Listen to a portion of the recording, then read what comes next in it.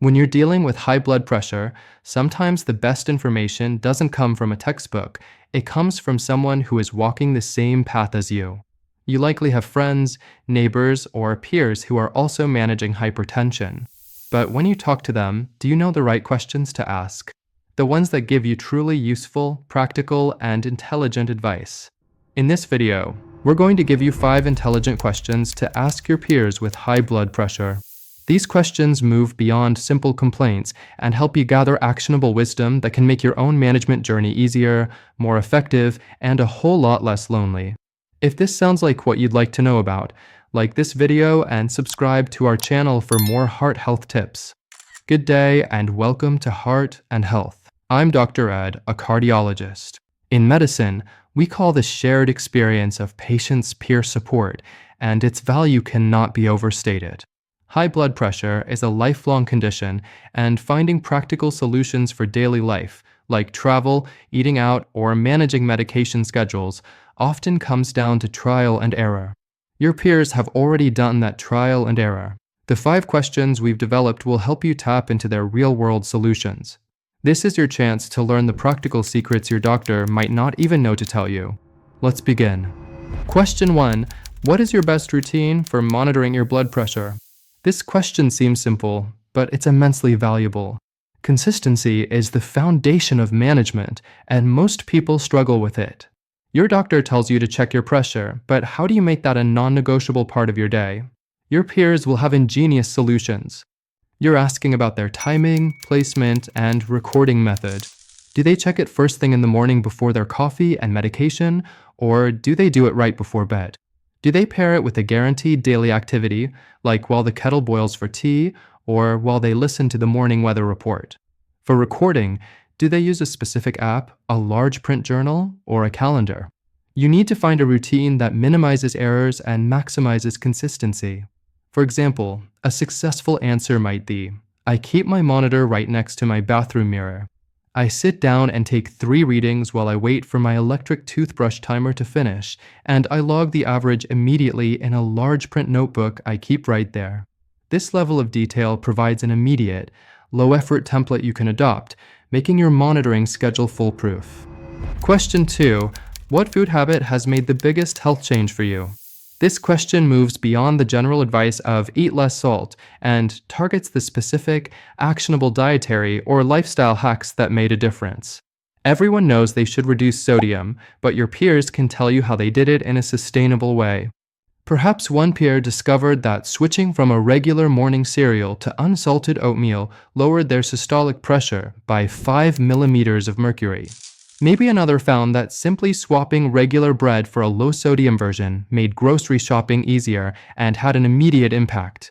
Or perhaps they found that replacing their evening glass of wine with a specific tart cherry juice made a measurable difference. You're looking for those moments that were specific to their life.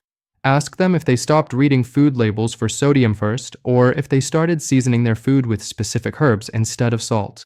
These successful, small swaps are often the key to overcoming the mental hurdle of a big diet change. Question 3. How do you consistently stick to your medication plan? Medication is essential for many, but after years, it can be easy to slack off, especially when you have no symptoms, the very definition of the silent killer. Medication adherence is a massive challenge in managing chronic conditions. This question explores the mental and logistical strategies your peers use to stay compliant, year after year.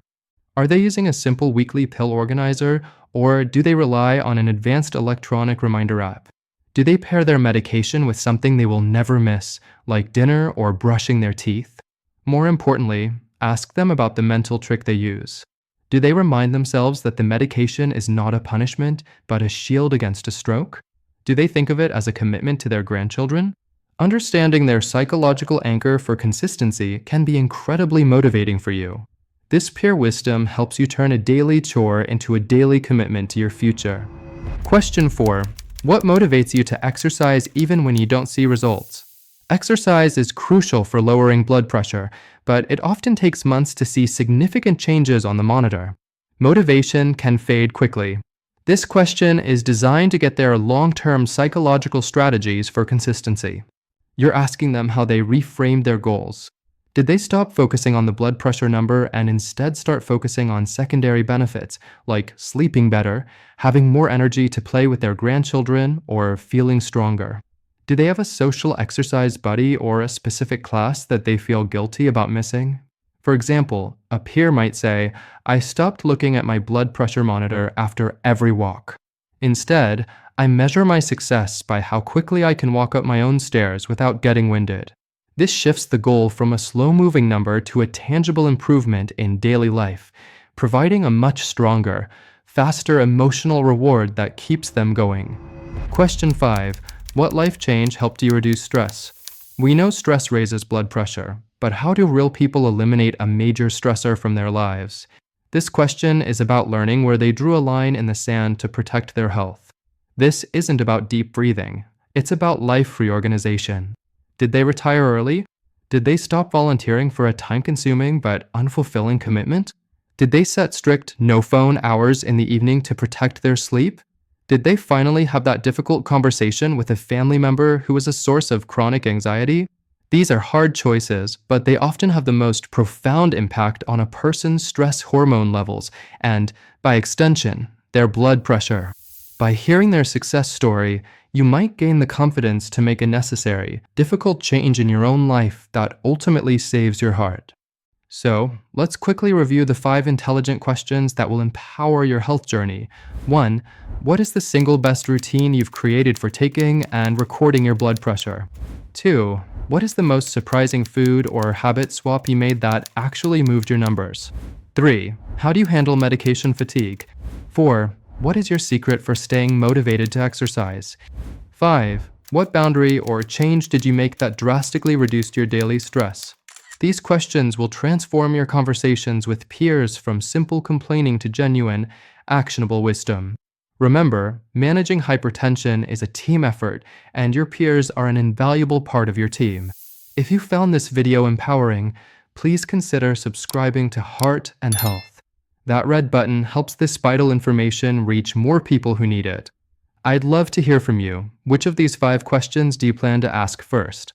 Let me know in the comments below. Thank you so much for watching, and as always, take care of your heart.